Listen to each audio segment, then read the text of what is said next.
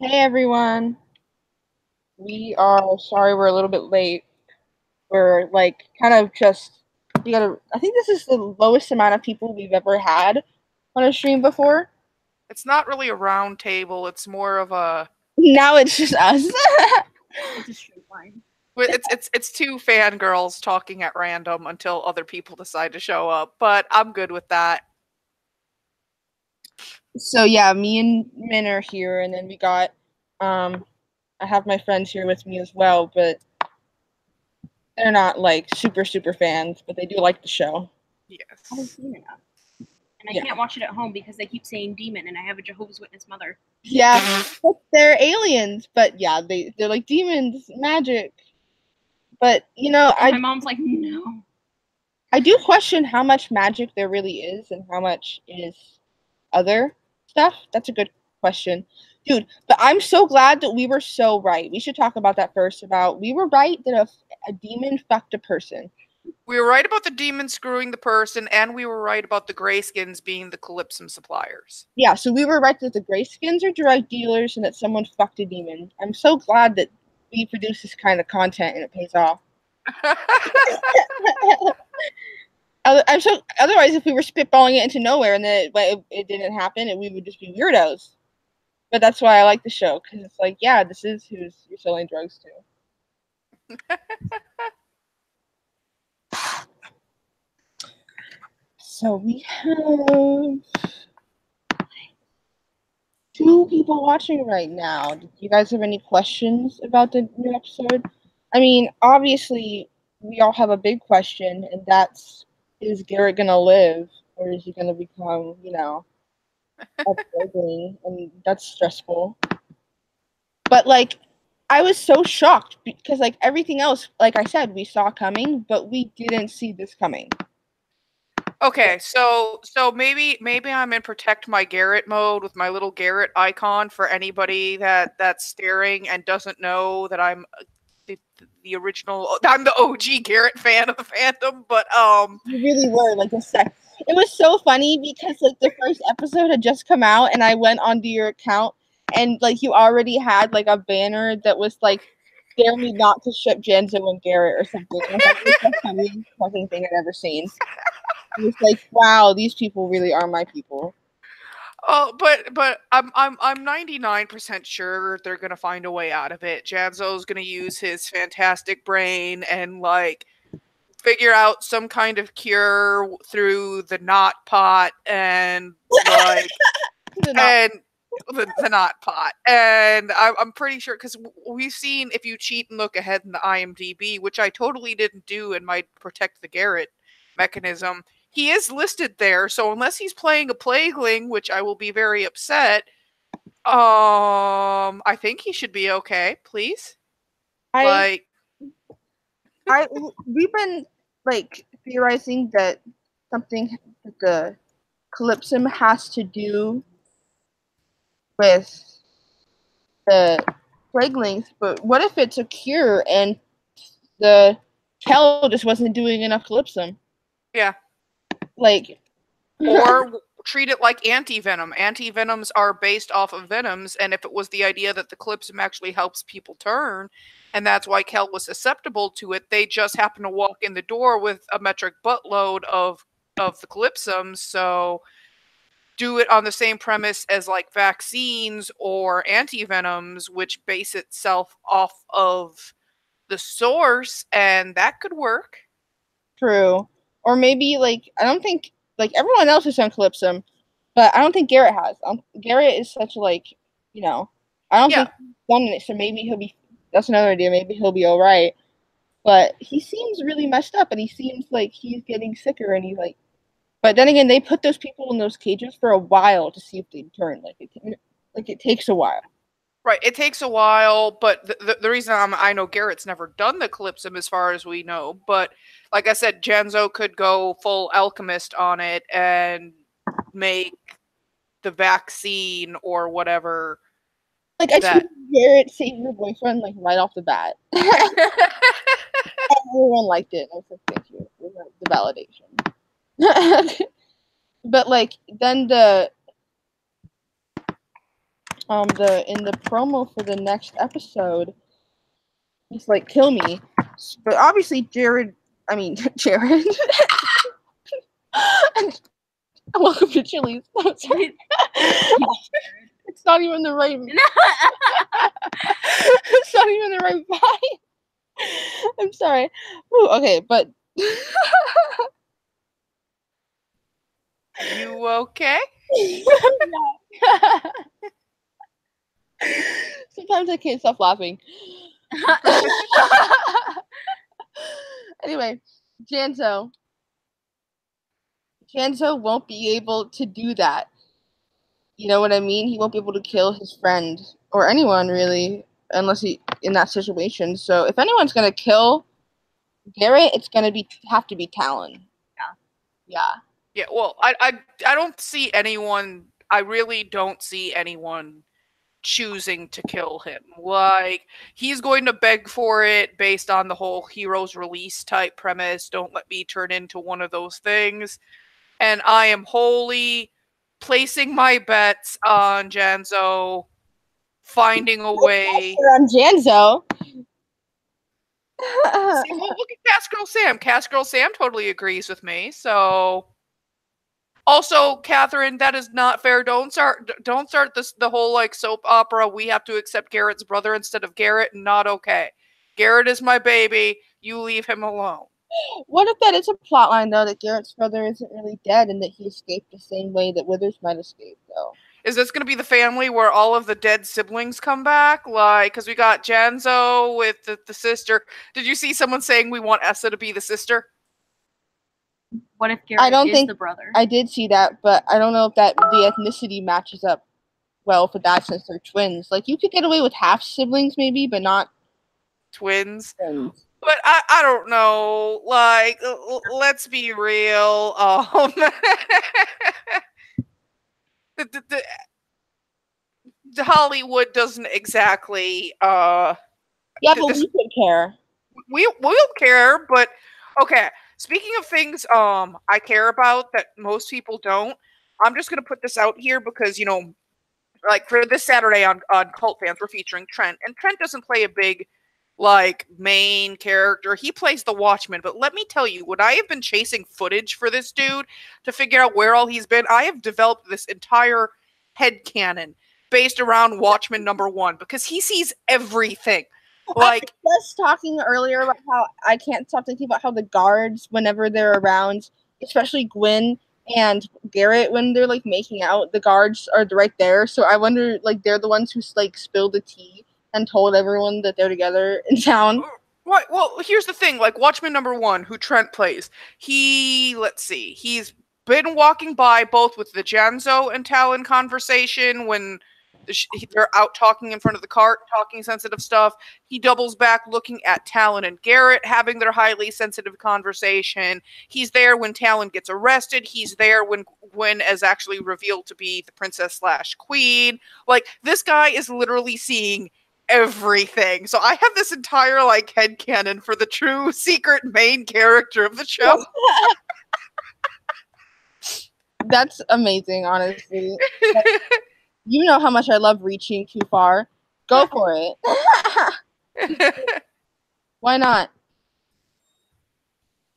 But like, yeah. I'm really interested in Janso's sister for sure. I saw people wondering if if Naya is her twin sister, and I think based on the actress, her name is I hope I'm saying it right, but Medallion Rahimi, and like I think that ethnicity wise that matches up. Yeah. You know, especially since everyone's like there's like not a lot of non-white main characters so far. That's kind of suspicious, especially I think it's suspicious that they're making such a big deal out of her new handmaiden.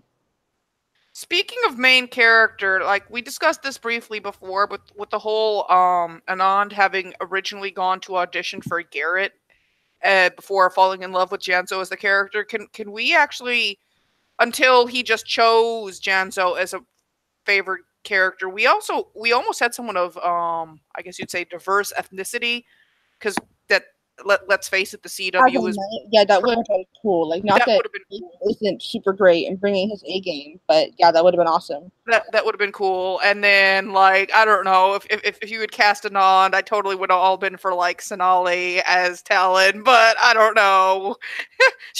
I love her as Essa too, but just like totally diversify this cast. But to be honest, I really do love Jess Green. I love Jake. God, I love Jake. You know, I Yeah, love but like Jake. at the same time, like there are there are like a lot of things to be said about the characters we have so far, and the fact that we have only so much cast to explore so far, and definitely not all of them are white, but we definitely have more time if we get if we get more seasons.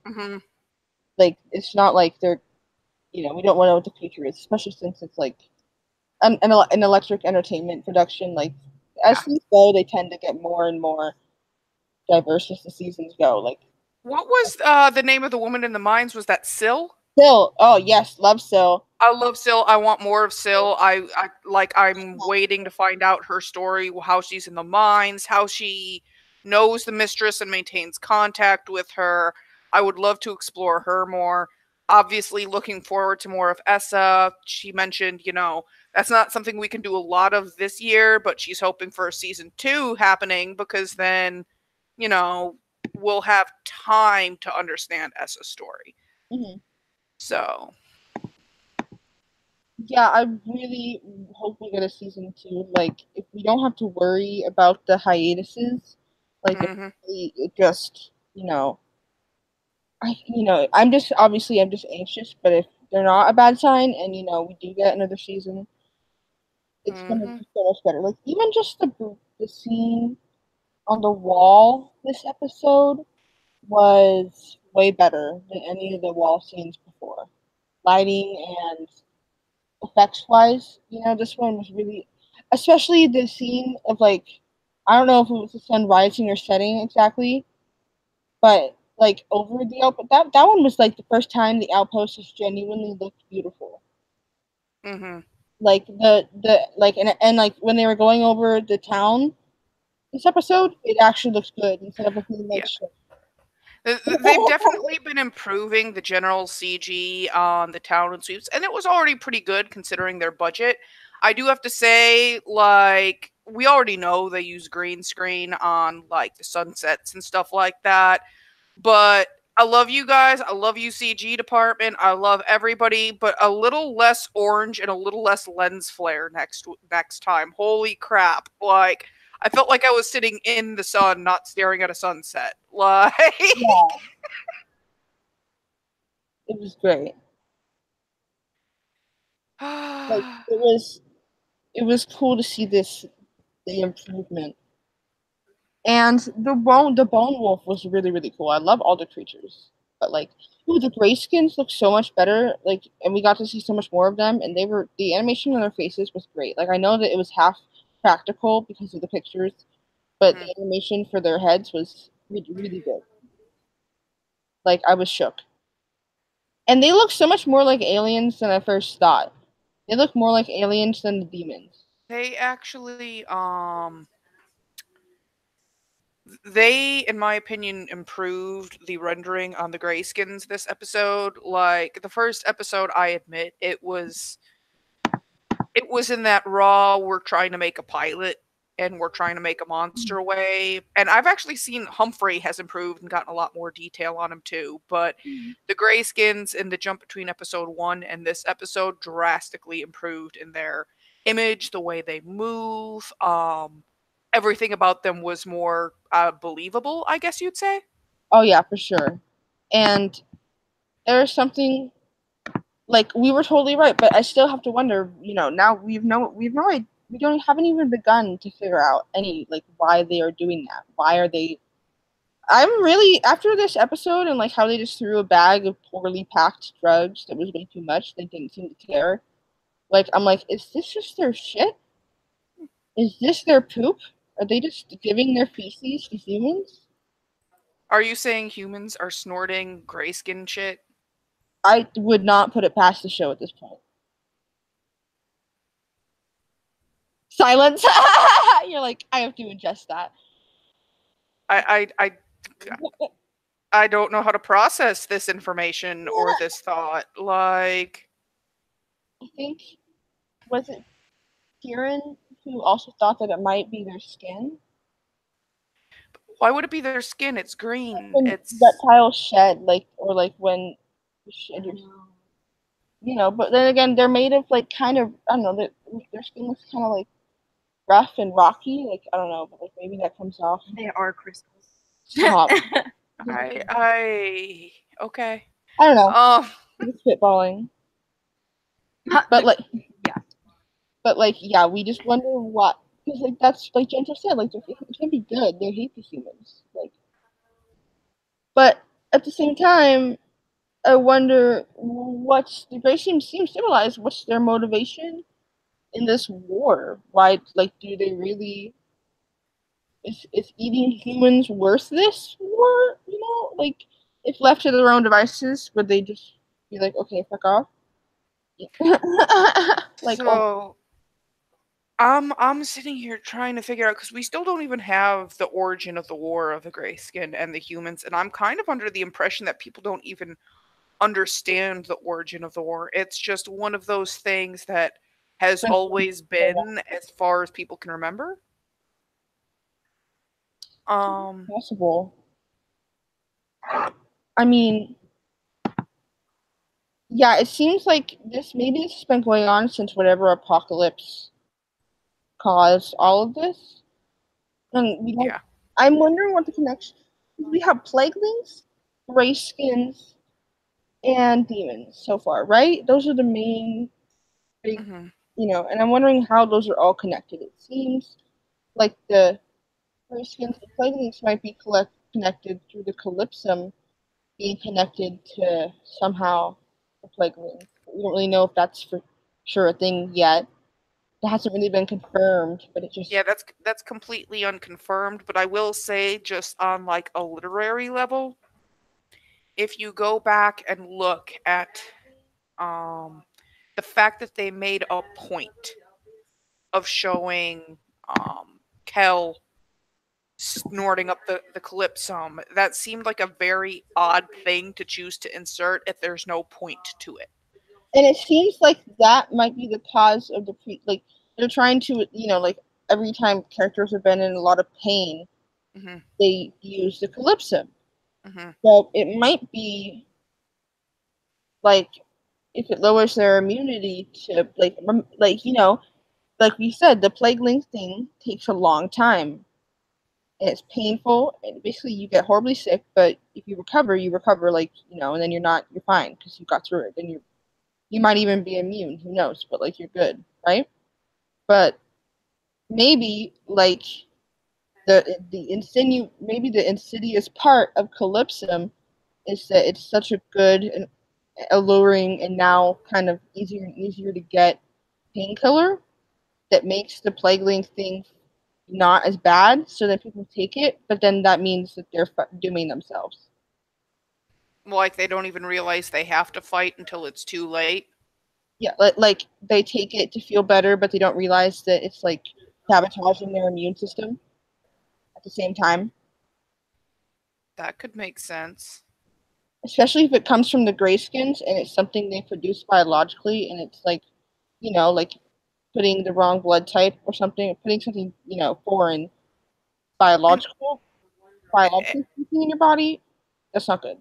And we don't necessarily know if it comes biologically from the grayskins, but if nothing else, the grayskins are reasonably immune to the passing of the plagueling thing, because they can't beat poker thingy, because they basically have stone skin going on. So, if they make use of this product or whatever, even if it does weaken an immune system or a response or whatever, it's not going to bother them. Whereas on the other hand, if they're aware that it screws up the humans, how better than to feed that into their economy, I guess you'd say, and disperse it and just let the humans take care of themselves with the plaguelings and be like, bye. That makes sense. But you know what would be even more messed up? You know, it would be more messed up than that What? if the Calypsum helps people, or they think it helps, or maybe it helps Greyskins and they think it helps people and they're trying to help humans. Mm-hmm. That would be messed up if they were trying to help them. I doubt it, but I feel like that would be, because we don't know their motivations, but it's most likely that they're like trying to get rid of them. But it would be extra messed up if they weren't. I'm also wondering, because they said Greyskins bleed red like humans, so I'm wondering if Greyskins are humans. Could very easily be from the same kind of advent that screwed up the world to begin with, you know? Mm-hmm. Speaking of screwed up world, I thought of Burning Moon, and can I give credit to your icon, how it's the Order of the Outpost symbol, but you kind of turned it into the cracking blazing moon too. Yeah, I did that on purpose. Yeah, I worked hard on that. It looks good. Thank you. I just cheated. I had a friend totally make a transparent Garrett, and that's where my effort ended. I just made a new Gwen icon for like Tumblr and Instagram, and I like put a gradient behind it, but I also like overlaid rose petal textures and stuff, you know? Mm-hmm. So like, yeah, I like texture in my icons, but not too much. I don't like boring stuff. I'm an extra bitch. Just like Gwen. Gwen was so iconic in this episode. She's such a good queen. She's Yeah. a great queen. And there was something really, like, what did you say? Baby's first beheading? Yeah. Baby's first beheading. And she, like, didn't enjoy it, but she, like, held her head high. And there was something really powerful about the fact that she was crying. Well, and she turned around and she was talking to the prisoners and said, "This is what I have to do to ensure the law of this land." And I don't necessarily like it, but people need to know where their loyalties lie. Hats off to Imogen's acting in that scene, because she nailed every part of that, from the ability to exert authority and law and rule while still maintaining human reservation, the weakness and the tears that came, seeing the kind of mortality that comes with it. Those weren't CGI tears. Yeah. That was really awesome, honestly. Like,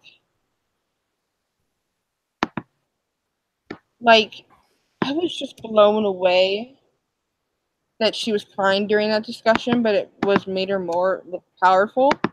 You know what I mean? Because it made her more earnest. Because it's human. Yeah, instead of, they would be like, oh, you can't show weakness to your enemies. And it's like, even though she's crying, they can't call her weak because she just chopped the dude's head off. So and there's something to that. It makes it earnest. It makes her earnest, and it also shows the dividing line in her. She is in no way drunk with power. Mm-hmm. She is not without remorse for what must be done, but she understands and still executes what must be done, despite still being young or what have you. Yeah. And now I realize why she was acting the way she was in the beginning of the series. Mm-hmm. Because she knew this was coming.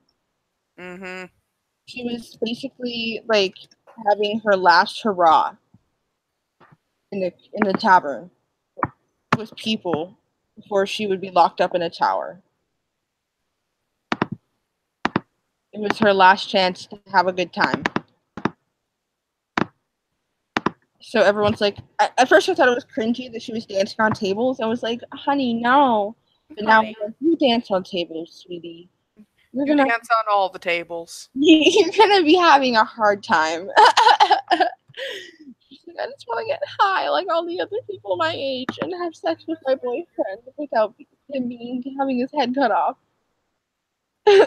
Like, it reminds me of the new Disenchantment show, but Gwen can actually cut someone's head off.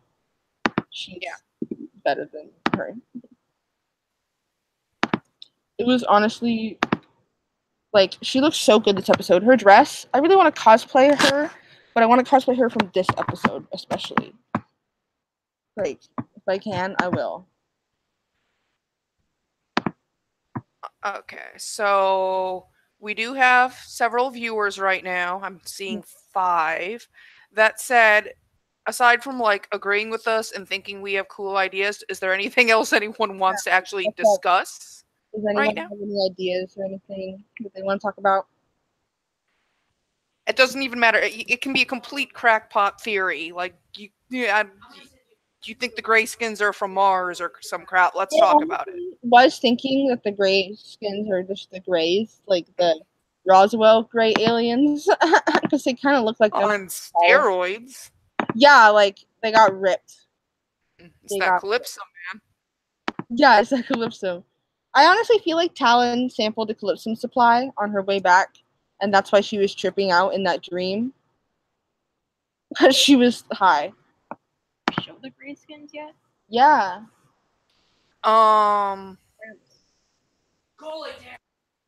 Sorry, the dog. Mood. I was trying to mute while we were trying to get the dog to go away. Sorry. Now we're getting asked, who is the little girl? Some sort of truthsayer, but like she's the truthsayer. I gotta say, first of all, like Sonali was pointing out, she loves her because she just pulls off creepy kids so well, and like can we get into the fact that in the episode that we really get her like introduced thoroughly to us as a concept, that was the same episode Essa also creeped Dread out. So in the same episode we get a woman and a child both completely like freaking Dread out. And you know, I feel like, you know, and then we have like older women like the Mistress who are still very autonomous. So it's such a matriarchal show. Like I haven't watched your cult fan stream with Sonali yet. Shame on me. But I know you guys talked about the matriarchal. But the girl's name is Ilian. That's awesome. And I want to explore more about her. We really don't have a lot of information yet, but I mean, for having, I guess you'd say, a short acting run so far, because this is her biggest role yet. As far as I know, she had like a little girl role like a year before that, and she's in a bunch of other stuff that's in like post-production right now. But aside from that, this is pretty much her first big role, and she's nailing it, in my opinion. For real, like this, like at first I thought that she was like not even. I didn't even think about her as like a person, really. I guess she was so creepy, and she's so impassive. I figured she was some evil little kid. But this episode, her face when she was like, "I'm gonna kill every woman in there." Every woman, she was like, I'm uncomfortable. Yeah, we're getting suggestions like psychics, prophecy seer. You know, she's great even with no dialogue. One thing that I find interesting is that they depict her with hazed out eyes that almost seem blind and the blank stare, but despite that impression, there's a line from Dread that's, you will recognize the black blood when you see her, correct? I feel like it's because she sees with her mind and not her eyes, and that's the point. Like auric vision or something of the sort. She's a third eye, which is ironic since Sonali has that third eye makeup. She's that little girl. She's Azula and Talon is Zico. Stop. Zico, I mean Zuko. Wow, Zico, I just said. What are you talking about? Zico's a K-pop star. Get out of here. You're not welcome anymore. But fine, I'm taking.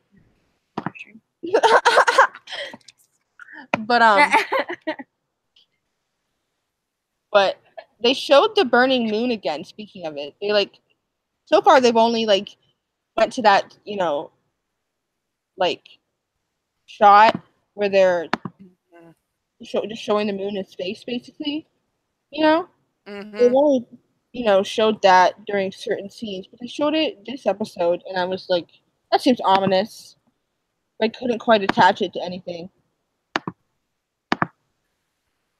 I I do know we've got Essa coming up next week. I was kind of disappointed at the lack of her this week because I'm just dying. Technically not next week because we were 2 weeks, Well, right? yeah, next episode. Forgive me. We do have 1 week hiatus, but at least the show has tolerable hiatuses. Let's just say my other fandom does that thing where they torture you for like 2 months off. Like, wow. Yeah, 2 weeks isn't that bad, and it gives us time to make fan content and stuff. and it's really only 1 week off because, It's like, yeah, because it happens through the week. Yeah. So, not even happening. So having 2 week-long hiatuses through the course of a season is tolerable. It just sucks that they're torturing me with the Garrett hanger right now. Like, I know he's gonna be okay, right? Tell me he's gonna be okay. Like, I'm taking full advantage of this angst. I'm not even gonna lie. You know what? You're evil, just like Dean. I told him that myself. I am. I do enjoy this. When I saw this, I was shocked, but also I was like, thank God. Thank God something's happening that I didn't expect. It's satisfying to be right, but also I like to be shocked. Yeah. Well, the funny thing is we were going on complete crackpot theories. We were going like as left field as possible, knowing we were going as left field as possible. And it was like, oh, well, okay. Honestly, I thought I was right. Thank you, Catherine. You are a good bean. I will keep you. Yeah, like Garrett, I'm sure, like, he's slated. I feel like they'll find a cure, and that'll be a big deal. But I feel like I hope that if Janto finds a cure, it gives him confidence. Mm-hmm. Because after his like fire thing he did, you know, like I feel like his confidence is building. Like he's rising. Eventually, he'll tell the mistress to fuck off. So now your dog is rebelling. That's not even my dog.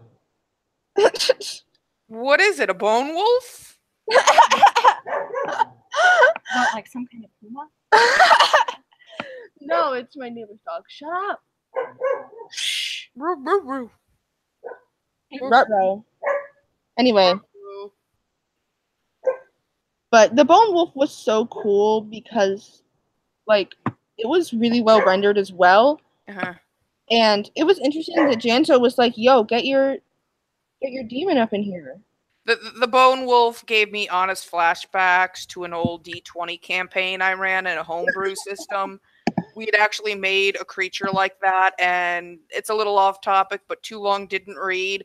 I literally said, when I saw the Bone Wolf, I'm like, oh, look, it's the thing Mick busted his balls on, because I rolled a crit fail on trying to jump over this thing, and it landed basically on the back of a thing that looked exactly like that. I'm like, oh, look. That's bad. Like, that reminds me of, like, it reminds me of Avatar almost, in a way. Yeah. Because, like, I feel like Janto will cure Garrett, because otherwise, why would they show him, like, doing that thing with, like, the flies, you know? That didn't seem to go anywhere. So I feel like it's going somewhere. Kind of like Catherine says, you know, she thinks Janto already has some theories about the Plaguelings, and I agree. I've been trying to figure out, I guess you'd say, the correlation on the different types of wound turning. Which episode was that he was really inspecting the bodies? Not the one where the flies popped out. I don't think it was the one with the flies. I'd have to go rewatch. But he noticed the advancement on some wounds and not others. I feel like some of our answer would also be in there if we did a really close rewatch to observe the differences. Yeah, like, and we have time since we have some weird hiatus. We have a week down. That's something we could actually see about kind of like researching this week and then coming back to discuss next week if we feel we made any headway on what Janto's going to do. On what Janto's going to do and what he's learned so far. It is the same one, Chris Casgirl? Okay. I just noticed because he's checked different wounds that had different like types of advancement. So I'm wondering if the nature of it is between what causes the difference in wounds, such as Kel already having snorted Colipsum or whatever. So maybe. Maybe, like, yeah, maybe that's the thing. Maybe it advances it. Maybe the people who have more advanced wounds are the ones who are doing Calypsum, and their immune system was lowered or whatever, and so it happened quicker, and they weren't able to fight it off. Like, Yeah. maybe the human body just needs time, right? But if it happens, Right. but if it isn't given the resources that it needs because someone was taking Calypsum to get high, it's like, I gotta go. It's like, bye. Sorry, bitch. It's your fault. But, like, that's honestly so messed up because people want to stop being in pain and it just kills them. So that's pretty. I mean, they're finally out of pain. That's true. But not really, because the point of plaguelings is the parasite thing. So the end goal is to have them, they're just wandering around being the embodiment of a penis parasite. And we don't know how conscious they are for that. Like, if they're maybe trapped in the back of their minds, because they're not really dead, like we were talking about, right? They're not undead. They're taken over by a parasite. We don't know, like, because we don't know how much of their brain, like, it might just take over their their automatic nervous system, so it takes over what they do, and they're just like, hanging out in the back of the brain, like, this isn't a good This time. is fine. Yeah, this isn't a good time. Like, to the point where whenever someone kills them, they're like, oh, thank God. Like, it might be a living hell, which sucks. Yeah. Kind of reminds me of a lot of, again, I'll double back because I am in supernatural fandom. There's frequently debates about, like, what's going on inside the heads of people who are possessed, be it demonic or angelic, and in a way it could be very similar. For all we know, there's still some humanity stuck inside people who have turned plagueling, or maybe they have just gone completely rabid and are already gone. Yeah, and either way, it still doesn't change the fact that you have to kill them to protect the rest of the population. Well, think about but if you can cure them, I know it's different from regular zombies. What was that gay zombie show you watched? In the Flesh. Yeah, where they found a cure and they came back as normal people, but they were just still undead. Yeah, like they were like half alive. Some iZombie bullshit. Yeah, some iZombie. Have to snort Calypsum for the rest of your life to stay sane. That would actually not be far-fetched. What if it's actually the other way around? What if Calypsum isn't actually lowering the immune system? What if Calypsum, for example, Kel had already been poked a couple of days before that? He came in tired as fuck, snorted some stuff, went on another couple of days before he still turned, and because he didn't have any more supply of it. Yeah, like, that's why that's the question. Like, what if he just didn't have enough? What if they gotta do more drugs? What if, like, it would be so funny if they're in Janzo's basement and Janzo closes a book and he's like, the answer is to get really high. What's that one show? Yeah, A Million Ways to like A Million Ways to Die in the West, and the dude's like, thank you for showing me that the way to true happiness is to do drugs in a group. That's McFarlane. But, like, yeah, that, like, it could go either way because we don't know the Greyskins' motivations. Maybe the Plaguelings bother them, but the Plaguelings, like, maybe they don't turn Plagueling, but they still are a nuisance, and only humans turn Plagueling, so they're like, can y'all just stop? Please, for the love of God. Or maybe, maybe whatever happened with the Greyskins, maybe, maybe they're not evil. Mm-hmm. They didn't really seem that aggressive at all during the drug thing. They, like, before Talon showed up, I honestly was like, you didn't have to do that. They were just standing there like, who's this? They were like they were just like laughing at him because, obviously they got a message of like, the worm is dead. Someone new is coming, and they were like, wow, this must be a bad bitch. Someone just did this, right? And then Janzo shows up, and they're like, who is this? we've got a couple opinions from the audience. Chris is asking, what if the Greyskins are actually trying to help, but then, and maybe that's why they gave extra, but then Catherine doesn't think, which is fair, that the Calypsum has a connection to the Plaguelings.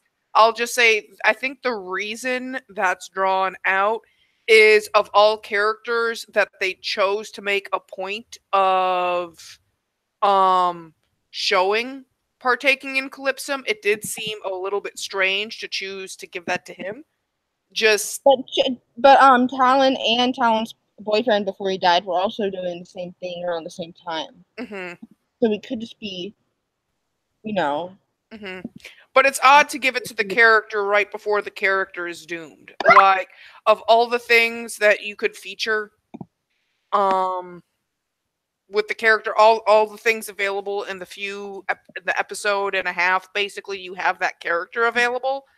It's a very odd choice of screen time to show him of all people. Talon, for example, we're gonna have her around. They're normalizing it. It felt very strange to me to show that right after he'd been poked. I could be wrong. I could be barking up the wrong tree. That's just like my take on it. Yeah, it's hard to tell. It could be connected. It could totally be unconnected, and that would be funny because then we would have been like spending so much time talking about nothing. Right. But so maybe we should talk about something else just in case. Because I feel like we've talked that to death. Like that connection. Like what else have we not talked about enough? Oh God, there's so okay. Wow. Okay. So Withers is the okay? Withers. I was about to say if people think the Dragman is Dread, but I'm happy to talk about. I'm happy to talk about Withers too. My friend just made a note to me, to my friend who I only just started showing the show to, that I haven't even told her anything about what we know on this subject, and then she's like, I feel like Janso is autistically coded, and we're like, that's literally something we've talked about a lot. Yeah. And that, we've had people tell us that, like it wasn't entirely written that way. And if I remember correctly, it was kind of the actor who kind of took it in that direction. And every time, and we have some, actually we have a lot of people in the fandom who are on the spectrum who really do identify with Jansen a lot. And so yeah. And like you'll see in other episodes, like he'll say certain things over and over in the middle of conversations where normal people wouldn't normally put, like, excuse me, like, over and over in conversations where they like stuff like that. And it's just enough to not be too much, but to also be more than I think he wasn't written to be coded like that. The actor has chosen mostly to code him like that. However, if the show continues, because of how well loved and known that rendition of him is, I would not be surprised if the authors themselves also start coding him more that way within the script. Oh yeah, because like the actors totally make the characters at this point, and then good writers totally go with that. And I know, especially since the actor for Janso was originally supposed to be going in for Garrett. Well, and but he wanted to be going for Janso because he saw that Janso was, he's not a normal cishet dude. Basically, he's not. He's the opposite of toxic masculinity. What I was thinking is that who's his mom? What's his fake mom? What's her name? Mistress. To me, it seemed like whatever. Like, yes, she took him in, whatever, but she's also very highly taking advantage. Oh yeah, she only took them in labor, exactly. You'll learn a lot more the more you watch. I think he admitted he has a twin sister. I was over here yesterday, and I could hear it in the other room while you were playing. Oh yeah, and I was like watching it live, and then I was like, holy crap! And it was, what really was cool is that we heard some rumors that we didn't know who with it, because earlier Garrett was like, you killed someone for the wrong reason before, to his dad, and we didn't know who that was. But then we thought maybe it was his mom. But then he said, my mom got killed because the Primordial wanted to rape her. And then, and he, like, watched or whatever them kill her. And so then, like, we didn't know who Withers because we didn't think Withers had anything to do with that, but maybe he did, right? He didn't know yet, but it seems like what he was mad for, and the reason he changed his name and went into the military is because we don't know why, but his brother got sent to the mines and died, but we don't know if he's really dead. That's just I gotta say, as soon as it was like you're going to the mines, I'm like, oh shit, Withers is about to get screwed up. Like it. That was so amazing because it's obvious that she did that because she loves Garrett. Like she could have just killed him. I don't know, man. It almost seems like it'd be generally more merciful, short of the miracle of Syl sweeping in to save him for the mistress, which they couldn't bank on. Like she wasn't. She was also like, I don't know. I feel like my boyfriend won't forgive me if I kill his dad. It just feels like it short of the divine providence of the mistress sending Syl, it seems like it almost would have been more merciful to kill him, because otherwise he's just going to go down to where he sent 1 million prisoners before and get the ever-loving shit knocked out of him. So intense. That was a very interesting and calculating move on Gwen's part, and it shows she can be ruthless but not remorseless, if that makes sense. Yeah. We also have a question from Catherine. Who is the dragman? Well, I believe the actual word is dragmain, but it's being pronounced the dragman. I feel like the dragman is very likely Dread. Yeah.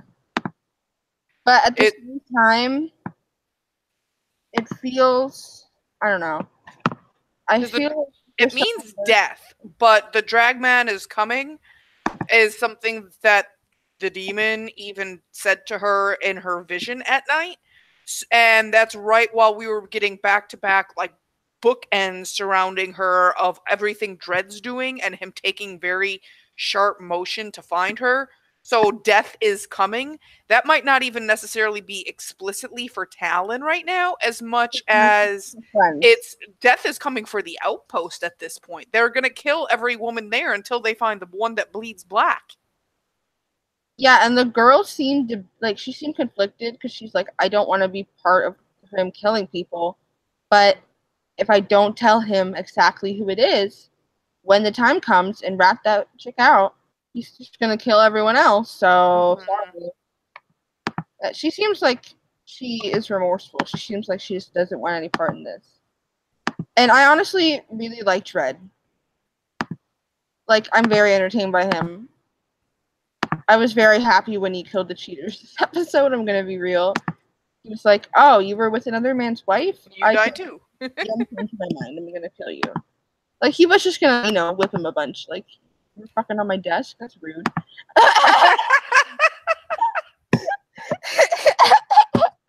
But then he was like, "Oh, that's more than rude. Get out of here."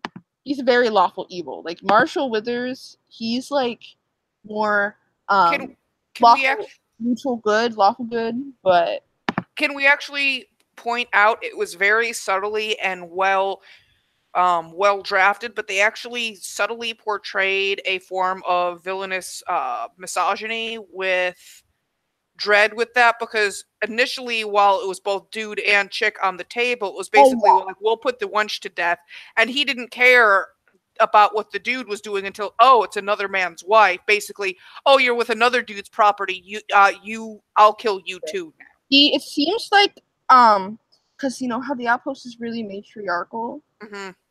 Dread is the opposite of that. It seems like the whole Prime Order represents patriarchy. That seems very accurate. That they are doing they are literally showing a lot of the toxic sides of that in the Prime Order right now, and it was very interesting choice against women. It was a very interesting choice, and I think it flew under a lot of people's radar because of the way we're almost coded to accept that in stories at this point. We were like, okay.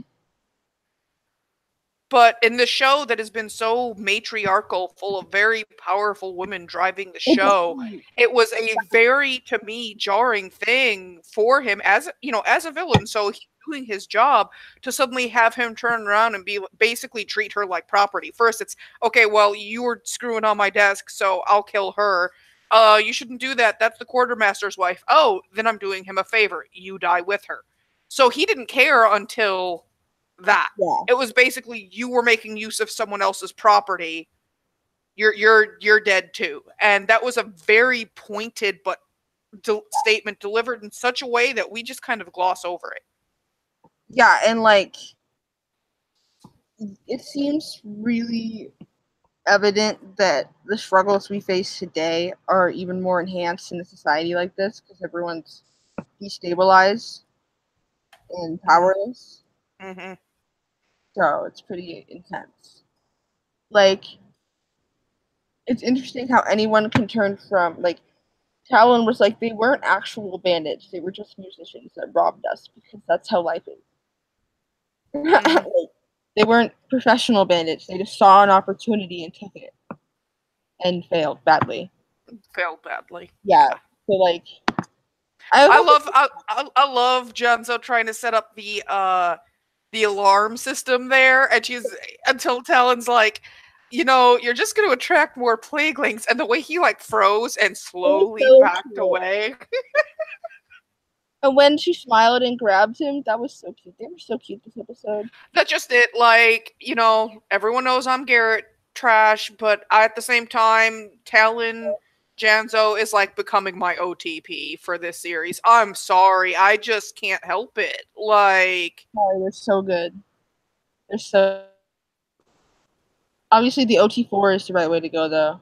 Janzo is rising. They're all gonna be in this same room, focused on each other in the next episode. I don't think I'm ready.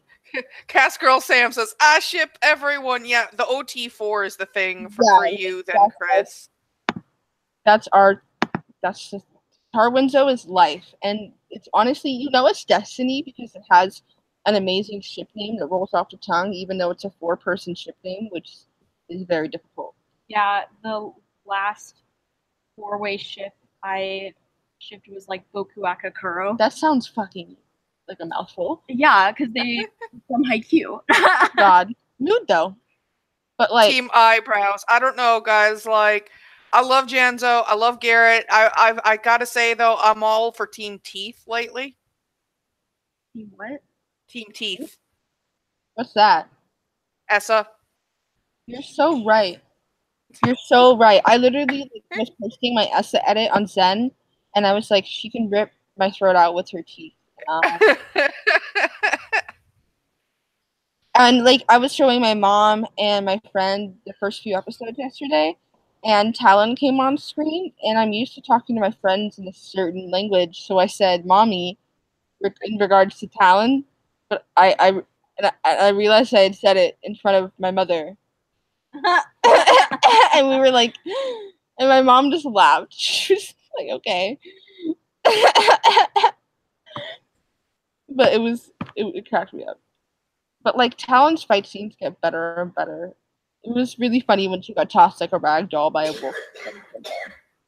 I mean, I gotta say, I'm obviously understanding of shows with like limited budget and everything.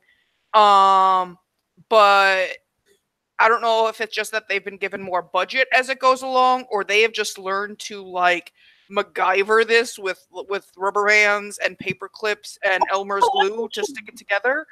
But it has continued to grow and blossom into something fantastic. Like, it was already great. I clearly loved the concept when it started, but it's like every single episode feels like it doubled over in quality from the last one, which is a hell of a thing to be pulling off. Yeah, it's like Ruby. It improves so fast. It's almost mind blowing. You're like, this is gonna sound bad, but like if you go between if you went from episode 1 and then jumped to episode 4, aside from having the same actors and setting, you'd barely think not watching the same thing. it doesn't look like the same show, like, at all, and that's all in a good way, because, and I hate to put it like that, but you can tell they were struggling a little bit before. What if hiatuses are so they can make the episodes better? Well, I mean, that's kind of what a hiatus is. A hiatus is basically something that helps with the production schedule over time, be it post edits or what have you. There's so much that happens in post production that people don't even think about. Like, God, James just finished scoring episode 10, what was it, a week or two ago? Tops? Yeah, You mentioned that? still working on it, so the time is like the time right now is important. Every second. So, taking that extra week lets final edits be done and final decisions be approved, and hell, worst case scenario, they realize someone crapped the bed in a way. God, I'm just spitballing. We don't know if anyone crapped the bed, but they can go, okay, last minute break, let's call everyone back, refilm this one shot. Those weeks matter. Mhm. So I'm actually impressed at how efficiently they've run this with only small hiatuses. Yeah, like we took like what 1 week, and now this One more week, yeah. these 2 episodes. Yeah. This little episode block, you can tell the lighting, especially the compositing. I noticed as an editor, the compositing was what really shined in this episode, because not only in the CGI but in the way that the everything was lit, not just like it was. I will express, just in case we end up with like a producer or something on here, I do feel the content has greatly improved over itself 1,000 times over each time, but I feel like they almost went overboard. And this is just my opinion. You may feel different, but like, for example, the bridge shot when they were looking over the city, and the city looked gorgeous, but the sunset and lighting was so vivid and so bright. And the lens flare they put on that scene, even I was like, whoa, guys, lay off the hit film lens flare. Like, I know that filter, chill a little bit, but and that could just be me, but I almost feel like they overcompensated this time, but it was that way at all. I feel like it could go farther. I feel like it needs to be brighter, in my opinion, but that's just me. Hi, Lisa. That's just the difference between us, I guess. But it's preference based. It could just entirely be me. Totally like made my like a shiver go down my spine. I was like, oh my god, finally. I was like, yes, like that, like I don't know, the lighting. It was like I could actually see what was going on. I don't know. I just it was a little too much for my taste, but like I said, that's just preference and tastes. So I feel like stuff like Killjoys sometimes on sci-fi, stuff that's super over tinted, like the whole episode, is like whole entire scene blocks or like slapped an entire tint filter over. Those things bother me. You know what I mean? When too much, when they pour too much color into the entire scene. Like someone just took the saturation filter and cranked everything up to like 99. Really put like a tint layer over it and was set just all highlights blue. You know what I mean? Like just that. And I'm like, what do you? This isn't color grading. Like sometimes it works and sometimes it doesn't, especially in dark scenes. But hashtag feelings as a video editor, because sometimes you want to set a mood with a tint and then you lay it down and you're like, wow, this looks like I'm editing the Smurfs or some shit. Like it's all or nothing, honestly. But like they've started to like get so good at about their scenes and the way they're colored and the difference between the dark and the light scenes and stuff. And the setting of the bare bones tree in the winter, it's starting to grow on me. Like part of me, it bothers me just because I don't know, I like trees being green, but like I don't know. This episode it looks really really pretty when Talon and Genzo are on the hill. That was a really good shot, I thought. Oh, I've adored a lot of their natural shots, such as when they're not in studio, for example, out on hilltops and stuff. Like I remember you mentioned you hadn't been particularly fond of the blacksmith's burial, but I gotta say I loved that scene. I felt it set such a subconscious mood with the almost natural grayscale of the entire environment and the contrast that was around. I have come to really adore their nature and environment. Starting to grow on me. Yeah. Especially when the characters become the objects of color and contrast. That is something that's kind of hard to like obviously they shot in winter in Utah, so part of it is like they didn't really have a choice. Are they gonna do CGI in a forest? Well, I mean, there's ways you can film depending on your different camera lenses, or They embraced it though.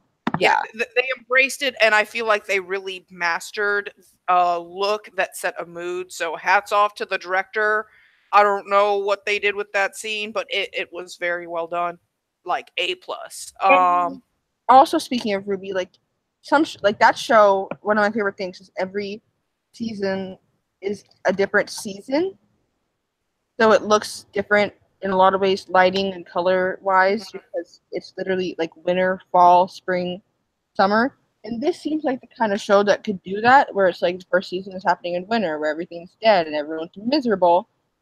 Yeah. I'm also kind of conflicted about with season 2. Like, if we get season 2, God willing, like hashtag Outpost season 2, hashtag renew the Outpost. If we get season 2, I'm torn. Like, do I want this to become a fall show, or do I want this to stay as a summer show? Because I feel it will continue to struggle in summer. I hate to put it like that. It's not a good time of year or time slot for a show like this, especially on the CW. I love the Outpost, but it's kind of the odd man out. And I know there's been the discussion that, the CW is trying to hit a different demographic and stuff with it, but that demographic is not there and available this during summer. They're looking for the older audience, and the thing is, the app, which is where you watch it afterward, skews younger. So if they're trying to get the older crowd, I just kind of want it to go fall, but at the same time, I worry that fall will, I don't know how to put this without sounding crude, but is going to import all of the problems. CW has a lot of TV shows with very vigorous fandoms, I'll put it kindly, and I'm worried about dragging that audience into. So I'm really split on where I hope the show ends up schedule wise if we get a season 2. Yeah, like some people like expect shows to start in the fall, so they're like nothing's on summer, and so they don't look. Mm-hmm. And like I said, this is a show actually for an older demographic, generally speaking. It's meant to tilt into the later end of the 1849, so like the 25 plus and even the 34 plus are the general objective, hence the old 90s feel and the kind of D20 Dungeons and Dragons kind of appeal of it reaches generally an older audience, but that audience is not there to tune in this time of year, and they are not on the app en masse. So I've been trying to like get people to realize the app is so convenient. the app really is convenient. It's one of those things. If you study the demographics of the CW, the app skews like 10 years younger than their actual TV viewership. So I was gonna say, if we want it to be more exposed to the audience in general viewership, it's gonna have to move to fall. But like I said, I just kind of worry about, like, let me do the Catholic cross sign over me to ward away evil because of the kind of fandom that can come with that. Because right now the Outpost is such a beautiful little fandom. I'd love for it to it to grow, but I'm worried. Like that, and then it got bigger and bigger. Just by the time third and fourth seasons came, it became like as big as some other fandoms, but it maintained its qualities that other fandoms didn't have. Anyway, I thank you for like letting me come and talk tonight. I do kind of have to get going. I've got a heck of a schedule because I've got this draft to push out for cult fans tonight and trying to get the Kevin McNally interview up again, like Catholic cross, bless, ward away evil and weird crap happening. So thank you. Thank you. And I'm always good to try to come in when you let me, and when you always let me. That's bad wording. When I can. Yeah. So I'm gonna go on and head off. Good luck with the rest of the cast tonight if you're gonna stay on with the others that are remaining, because you got some great commentary still coming through from Lisa, and you have a good night, okay? Goodbye. Love you, Miss. Bye. You too. Bye. Okay, so I think I'll leave too, but first I just want to say that we will be having a stream during maybe two, during this hiatus, and we will probably be having some guests again soon during this hiatus or either after. So tune in then. Bye.